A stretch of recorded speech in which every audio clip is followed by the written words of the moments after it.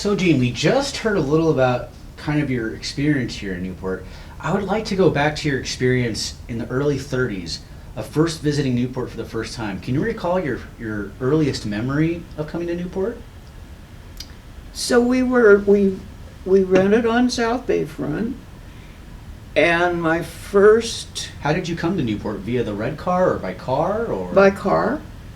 And how what was the road like to come to Newport at that time? Well, I think we came down to Long Beach on Rosemead Boulevard or whatever it was. Then because the freeways hadn't even been built, and so we came that way. We came down to Long Beach and then down Coast Highway, or we went down another way that we had. Did you ever pass by Knott's Berry Farm on the way to Newport? We did. Why would you do that at the time? When was Berry Farm built? I'm not sure. Late 20s, early 30s? Because, yes, we did that because we had relatives in Artesia too. But I'd have to go back. I'm sorry, I can't tell you which roads we took. Oh, don't worry about the names of Yeah. the roads. What I'm curious about is did you stop during the 30s on your way to Newport at that time by Knott's Berry Farm? I'm sure we did. I was curious if you got any of their boysenberry at the time. We loved their boysenberry pies and the juice and the chicken dinners eventually. Ooh. But I'd have to go back. I haven't thought about it in terms of years of when that started and what they were serving.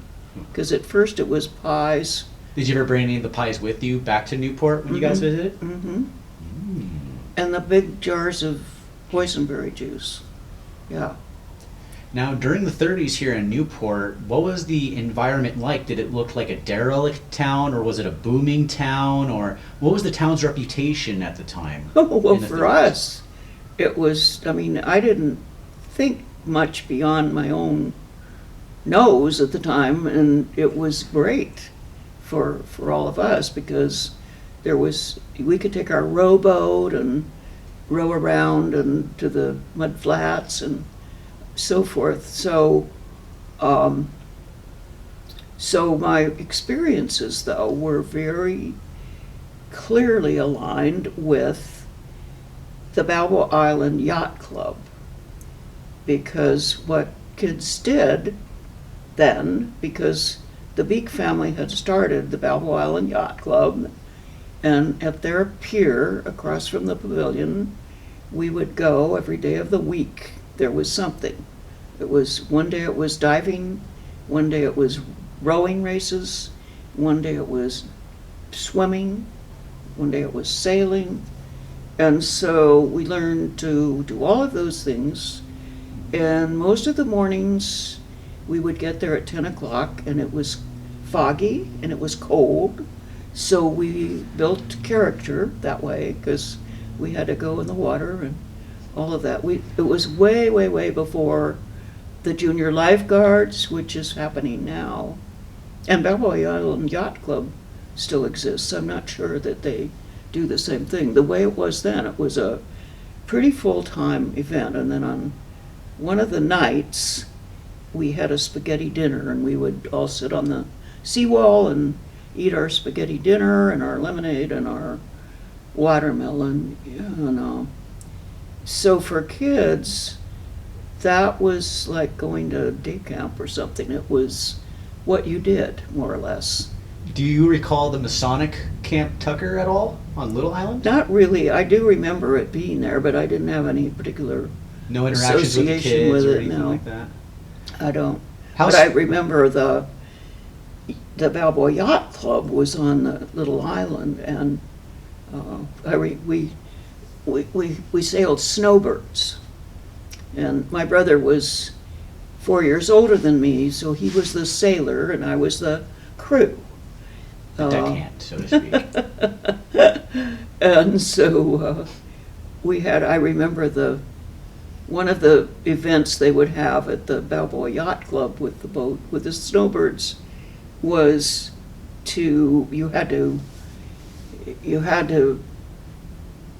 your boat was on the shore, and you had to rig it.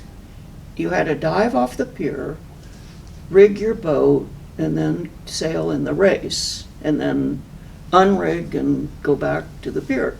So I was diving off the pier with all this group of people who were mostly older than me, and I remember one day thinking I wasn't going to get up to the surface again because there were so many kids out there in this little body of racers.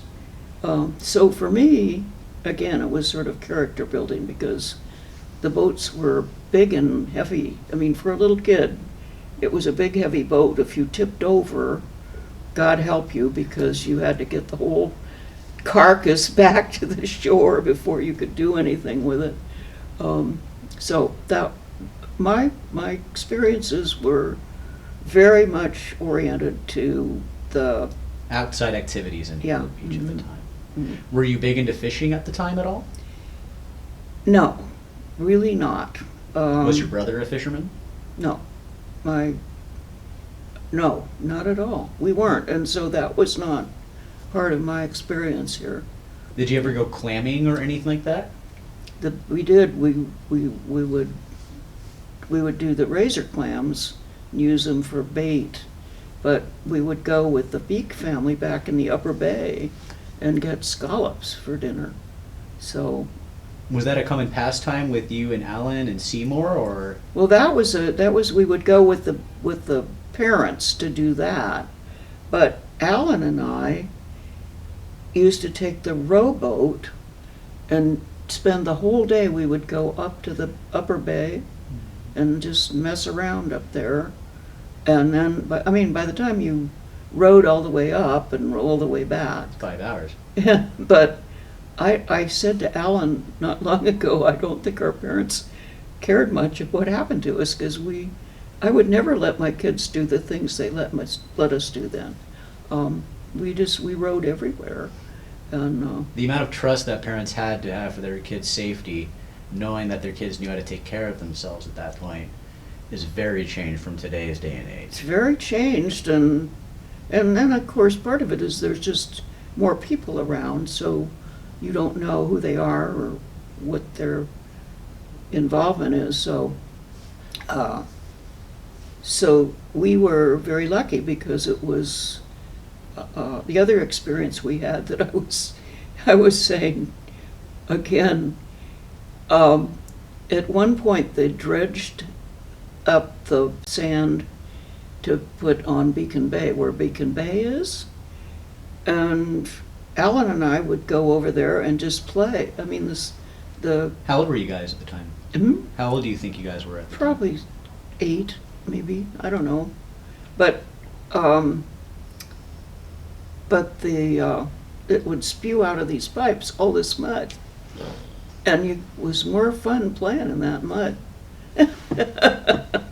But I wouldn't let my kids do that now, I don't think. The amount of stuff in the sand shooting out could be full of rocks or something. I don't know, but so it was much more. We were really free to just examine life and all the critters in the Upper Bay and all of that. Speaking of critters, did you guys ever go abalone hunting at Abalone Point? Well, not abalone hunting, but we did what are the little things? Grunion runs? We did the grunion nights. Can you recall one of those nights at all, or is there a fond memory you have maybe of one? Nothing specific. It was all kind of surrealistic, with the lights, and the middle of the night you had to get up and go. And I spent a lot of time with a friend that had a trailer over at Huntington Beach, so we would. That was part of where the grunion hunts came along. Was along the beachfront, pull up and but down. my experiences were very much different than some of the people who actually lived here all the time. Because you were only here during the summer at that point, right? Pardon? Did your parents own the house here at that point, or were you only still visiting at that point? I was 9 when they bought their house. Okay. But it was 5 when you first started coming down. So I had the 4 years of just summers, And then at 9, we spent weekends here. But I still wasn't one of the kids in school here, Yeah. or really involved in all the activities here. With that being said, when you went to these Grunion runs, who would you normally go with then? The Beaks or? Always with adults, yeah. We didn't get to do that. More, so it was more like not a young kid activity, it was a family community activity to go to the Grunion run. It's sort of a family activity, and usually there's some adult around that's really excited about it. I remember that, where somebody is going to drag you out of bed in the middle of the night and make you go on a Grunion hunt. Were there a lot of bonfires on the beach that people would throw their Grunions in? I don't remember them throwing the Grunions in. Or But- grilling them on the beach or anything Yeah. like that? There's a nickname I've heard that they're called Newport fries or Oh. French fries or something like that. You grill them and they are really crunchy and you can eat them off the beach. Could be. This is why I say it's good you're getting all kinds of people in on this, because my memory is a little faint on the Grunions and what happened to them. Don't worry, there's a lot more stuff that happened in Newport outside of Grunions. But it's an interesting aspect because when we think about, community involvement in these community building events, the Grunion runs they're a big deal from what I can remember. At least in bringing people together at like 1 or 2 a.m. to go Yeah. out on the beach and hunt for fish. Well, collectively, the experiences added up to me having a lot of interest in the environment and the flora and fauna and what the coastal heritage is. And so I'm sure that it kind of built where I ended up, what I did and how I got involved. And there's a bunch of other things that happened in Newport during that time period. One, for instance, that I'm really curious about is, did you ever meet Mr. Rogers, George C. Rogers, the man who helped build the jetty? I you did ever- not. Never No, met him? No, Do you remember the day the harbor opened at all? Were you here for that? I don't know. Don't remember that? No. No. Do you remember Pirates Day at all? No? No Pirates Day? No. You remember the character boat parade? Yes, to some degree. Okay. Yeah, Bring up yeah. to that. Let's see, in the 30s. Let's see. Where did you go to school, actually? So I went to school in Pasadena. Pasadena. Elementary, high school? Pardon? Both for elementary and high school? I went for elementary and junior high school, and then which went to 10th grade. And then for 11th and 12th grade, I went to Anokia, which was a private girls' school. And then I went to Stanford University. And then I went to Stanford University Nursing School. Because at some point in the timing of it all, World War II came along. And we all were extremely patriotic. And all you could think about was, what can I do besides knit socks? Mhm. And so I decided I could be a nurse. And I got enticed into that by an adult in one of my teachers. So I did, and the war ended, so I didn't have to go be a nurse in World War II, but that was partly the stimulation for it. But you did still become a nurse.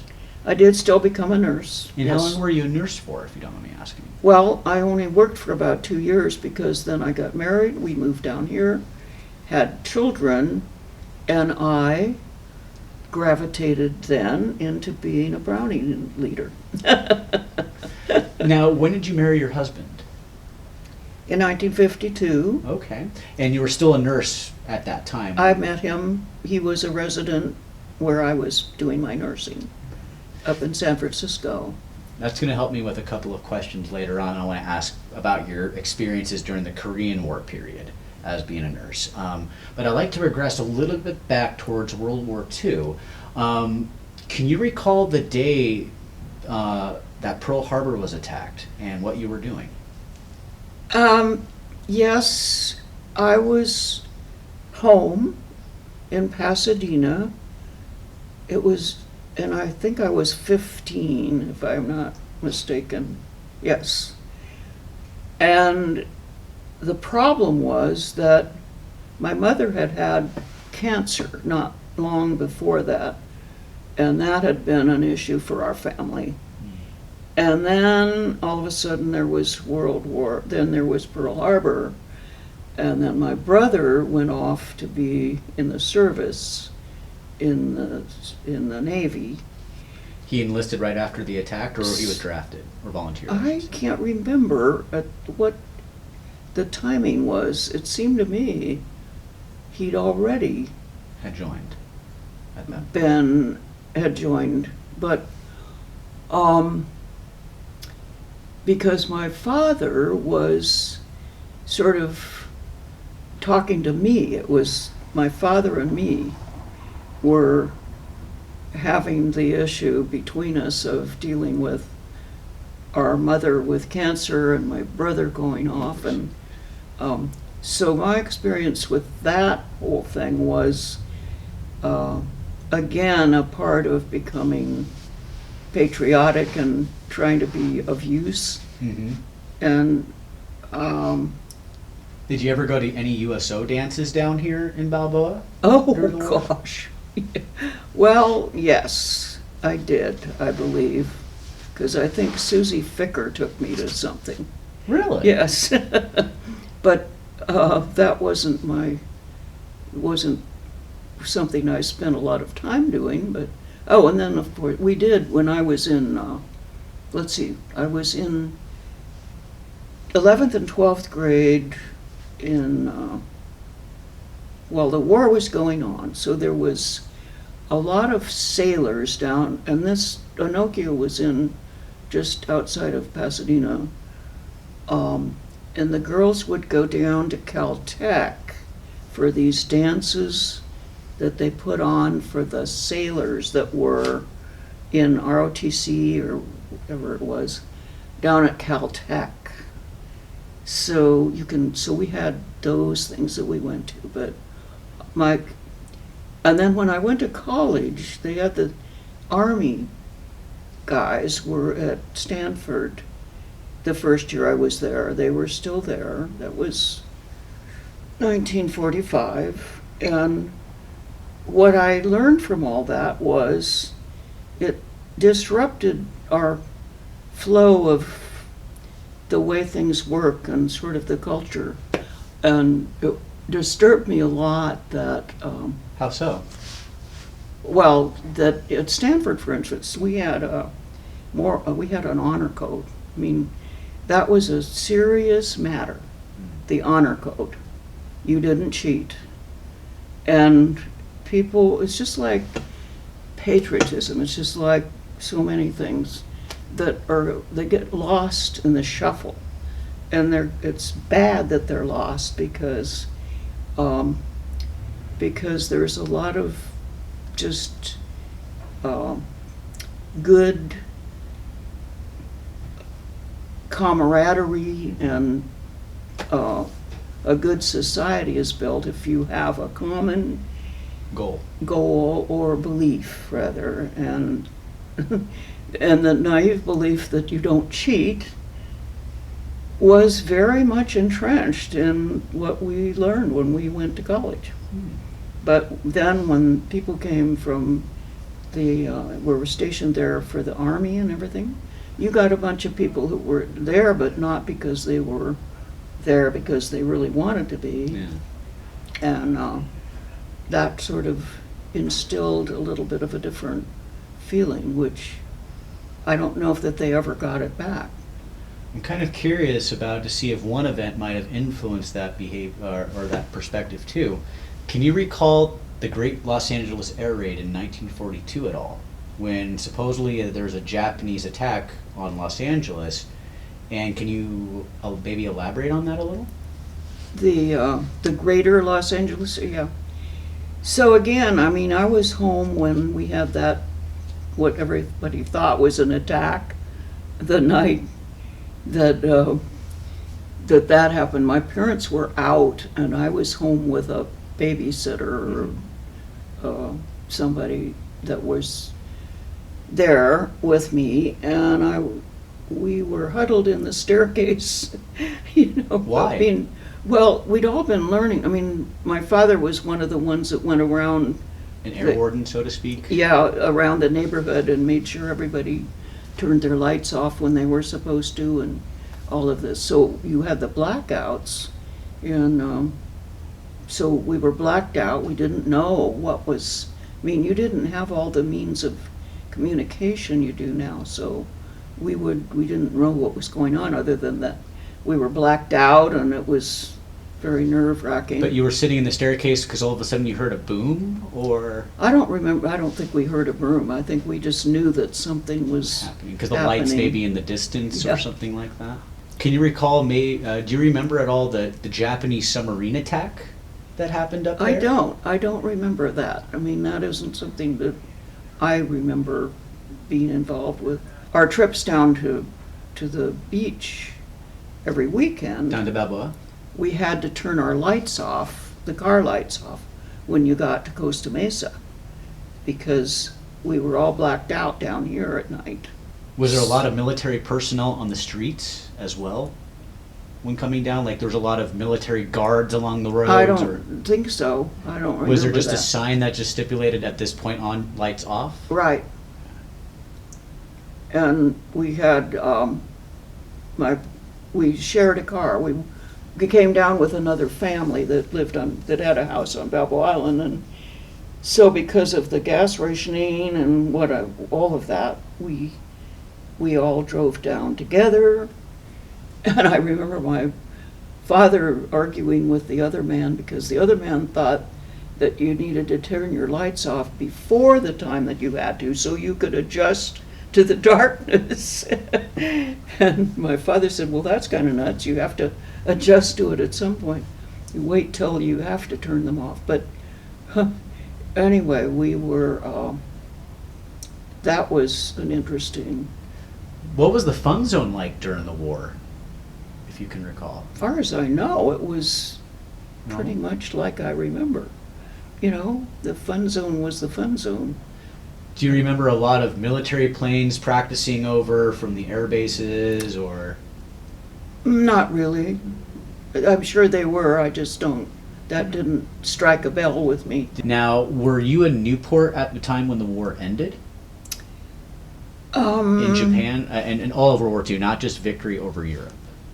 No, I was in college. No, I wasn't in Narc. Where was I?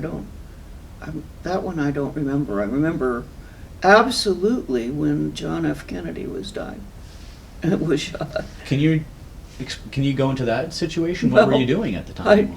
I was in the kitchen cooking a pie, because I was going that weekend on a training course to be a Girl Scout leader to go camping. We had to go camping, and had to bring the food, and I had to make a pie. And so when we got the news, then we all had to question ourselves whether we were going to cancel the trip or what we were going to do, because it was such a huge thing. But we said, well, there's nothing we can do, so we went ahead and had our trip. But that was a big Impact. thing for everybody. Now, after JFK passed and Lyndon B. Johnson became president, Richard Nixon became a lot more involved and eventually would call Newport Beach and San Clemente temporarily home. Do you remember ever seeing Nixon in Newport, or can you recall any of those memories? I didn't see him, but his aide Haldeman, the Haldemans rented a house here on Harbor Island. Oh. Mrs. Haldeman's parents had a home on Bay Island. And so the Haldemans in the summer came here, and my kids played with their kids, and Nixon was here, but at some point in time, but I didn't actually see him. Now, going back to the 40s here in Newport Beach, can you recall any of the Tournament of Light parades in Newport Bay, or not the Christmas boat parade, but kind of any of the summer parades that would start up? You know what?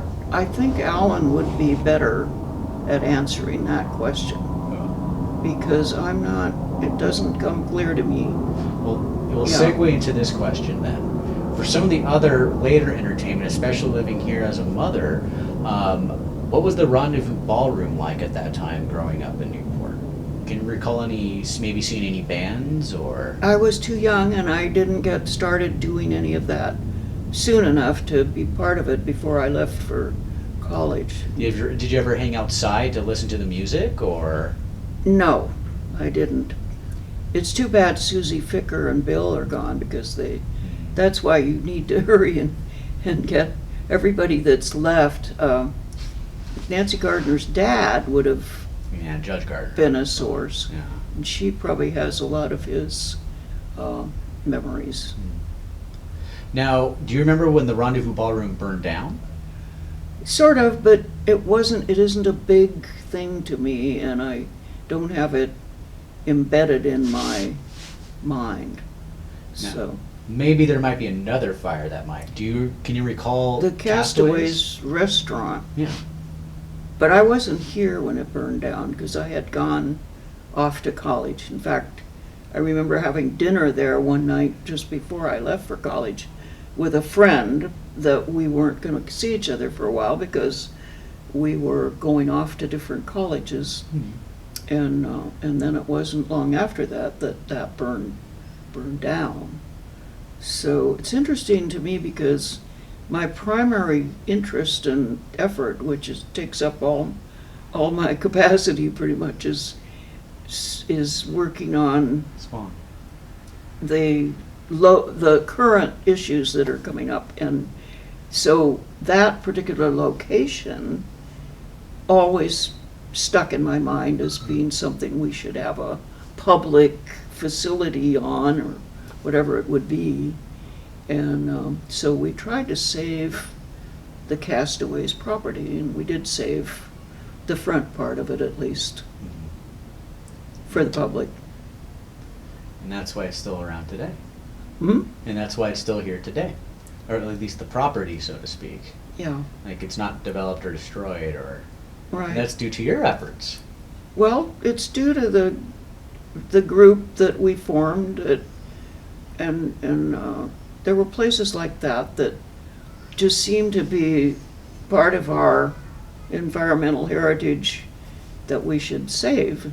Same thing with the Bayview Park on the corner of Jamboree and Coast Highway. Mm-hmm. The interesting thing about that is that when my kids were growing up, there was a gas station on that corner. Really? There was a Shell station on the west corner, I know exactly what... a mobile station on the east corner. Mm-hmm. And when I first got involved with trying to save some of these things, there was going to be a Holiday Inn on that corner where the gas station had been. So now we managed to keep that piece open so you can see the Upper Bay. That's why that Which is hasn't been great. developed, because that is such a prime property. From the standpoint of views, it's very prime. Oh, Yeah. I mean, because it's so picturesque. You see Mhm. all of Newport Bay, you can see PCH Bridge, and Yeah. you see the quote-unquote cliffs of Dover. The cliffs of Dover. Right. Now, you married your husband in 1953, correct? 52. 52. And when did you guys move to Newport again?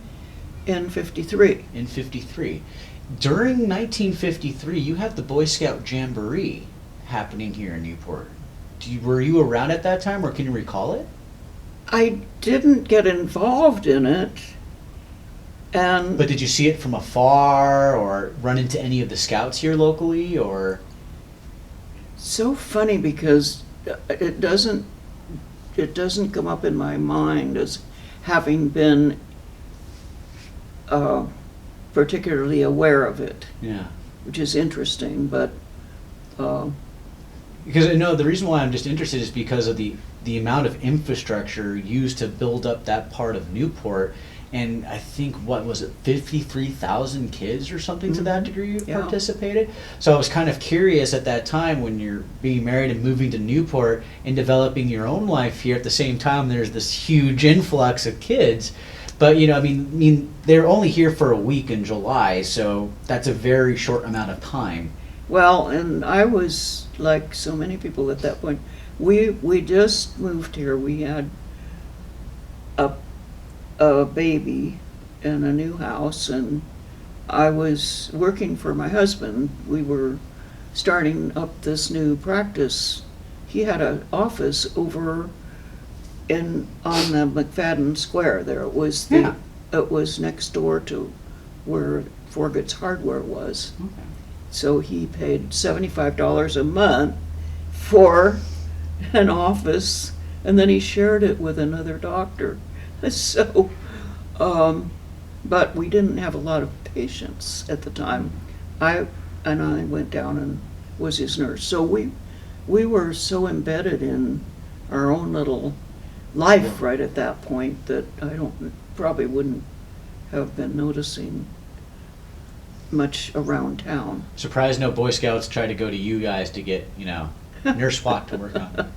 Well, Don Webb is the one to talk to about the jamboree. I've talked to him a few Yeah. times. I just wanted to get your perspective to see what you experienced out of it here or anything like Well, that. it's just, this is what kind of makes me mad about myself, is that things happened and it isn't because I've lost a memory. It's because I never built one or had one about that particular. Just wasn't a relevant, yeah. part of your life at that time, which is Right. understandable. I mean, it's not like anyway.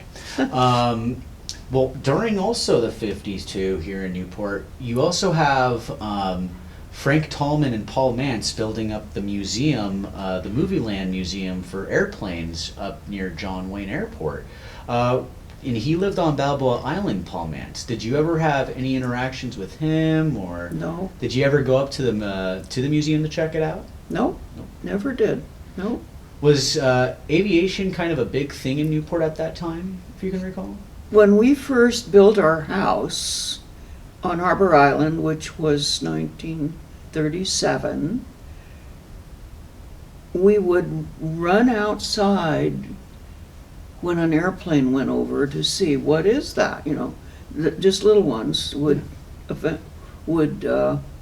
be coming over from the airport that we had. And then, of course, during the war, there were more of them, and that's when we began to get aware of this thing. But it was sort of a unique occasion at first to have an airplane going over your head. Why was it a unique occasion to you guys? Well, because there weren't very many. I mean, it was something new, and it conjured up the idea in your mind of, wow, what happens when there's a whole bunch of those and they'll run into each other? But which now has transferred to in my mind is, what happens when there's a whole bunch of drones or Uber cars driving around in the air, running into each other? That's going to be an interesting predicament.